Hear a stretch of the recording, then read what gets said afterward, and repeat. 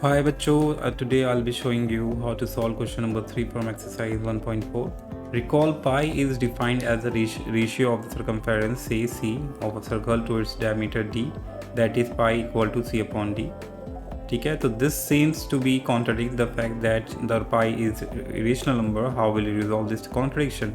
तो क्योंकि गाइस इसे हमने फ्रैक्शन की फॉर्म में लिख दिया है पाई को, किसी फॉर्म में सी अपॉन डी यानी कि पी अपॉन क्यू के फॉर्म में हमने लिख दिया है, तो ये तो इरेशनल नंबर होना चाहिए था।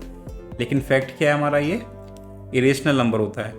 ठीक है, तो अगर ये इरेशनल नंबर है और इसे हमने सी अपॉन डी के फॉर्म में लिख दिया, तो ये कैसे पॉसिबल है, यानी कि एक दूसरे को कॉन्ट्राडिक्ट कर रहा है।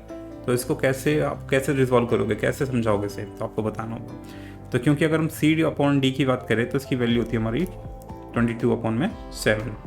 तो ये तो हमारा फ्रैक्शन बन गया है ना। तो अगर फ्रैक्शन बन गया तो ये रेशनल नंबर होना चाहिए था। तो रेशनल नंबर इसलिए नहीं है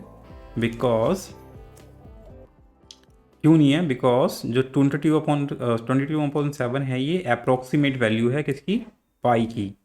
एक अप्रोक्सीमेट है, ये हमारी एक एक्यूरेट वैल्यू नहीं है, अप्रोक्सीमेट वैल्यू है, यानी कि इसे राउंड ऑफ करके हमने 22/7 बना दिया जिससे कि क्वेश्चन सॉल्व हो सके। क्योंकि पाई से रिलेटेड बहुत सारे क्वेश्चन होते हैं सरफेस एरिया के या फिर वॉल्यूम्स के, तो उसको सिंप्लीफाई करने के लिए हमने एक सिंपल वैल्यू में फ्रैक्शन में चेंज किए थे 22/7 में।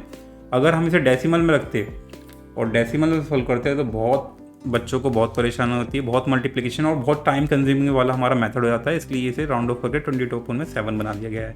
ठीक है, तो ये अप्रोक्सीमेट वैल्यू है। ठीक है, तो अगर हम इसका डेसिमल निकालते हैं तो डेसिमल हमेशा इसका कैसा आएगा, non terminating non recurring decimal आएगा, यानी कि ये हमेशा इरेशनल नंबर ही रहेगा।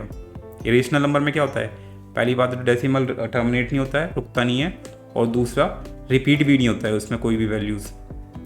तो अगर 22/7 की वैल्यू की बात करूँ तो इसका आएगा हमारा 3.142857। इसमें अगर आप आगे जाते जाओगे तो इसमें कोई भी वैल्यू है, कोई भी सेक्शन है, वो रिपीट नहीं होगा।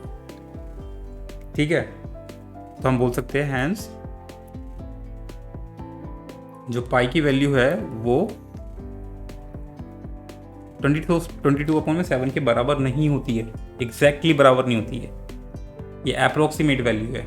तो हम कह सकते हैं नॉट इक्वल की जगह हम बोल सकते हैं ये ऐसे साइन लगा कर बोल सकते हैं कि 22/7 की अप्रोक्सीमेट वैल्यू है। ठीक है, तो हम बोल सकते हैं देयरफॉर और दस पाई क्या है हमारा, एक इरेशनल नंबर है।